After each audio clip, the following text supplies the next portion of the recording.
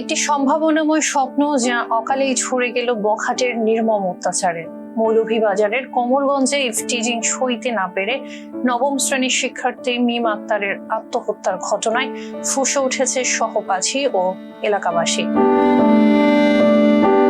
পড়াশোনা করে বড় হওয়ার স্বপ্ন ছিল 15 বছর বয়সী মিম আক্তারের, কিন্তু মাধবপুর ইউনিয়নের কাটাবিল গ্রামের সানোয়ার মিয়া নামের এক বখাটে মিমকে স্কুলে যাতায়াতের পথে নিয়মিত উত্ত্যক্ত করে আসছিল।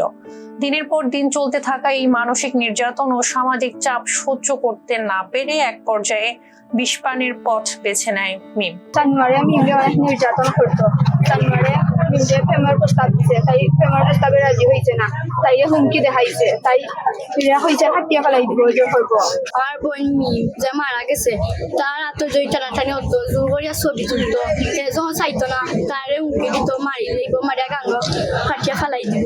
গত 22 May Sylhet MAG Osmani medical college হাসপাতালে চিকিৎসাধীন অবস্থায় মৃত্যুর কোলে ঢলে পড়ে এই শিক্ষার্থী।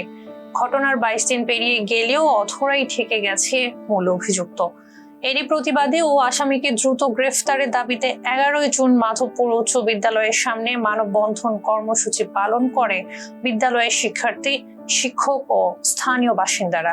আমার মেয়ের বাংলাদেশ প্রধানমন্ত্রীর কাছে আকুল লাগবে, আমি এর মৃত্যুদণ্ডের ফাঁসি চাই। আমি গরিব পর্যায়ের মানুষ, দিনমজুরি মানুষ, আমি লেখাপড়া লাগি স্কুলও ফাটাই, আমি খাজগর মধ্যে যাই গিয়া বেকিন দিতাম পারি না, সবসময় কিয়ালিয়াল করতাম পারি না, এখন তো কোনো বিচার পাই না।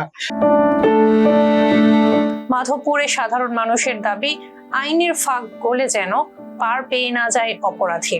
প্রশাসন দ্রুত মূল আসামিকে আইনের আওতায় এনে দৃষ্টান্তমূলক শাস্তি নিশ্চিত করবে, এমনটাই প্রত্যাশা সবার। ছিলাম এরিনা আহমেদ। ফেস দ্য পিপলের সঙ্গে থাকার জন্য ধন্যবাদ।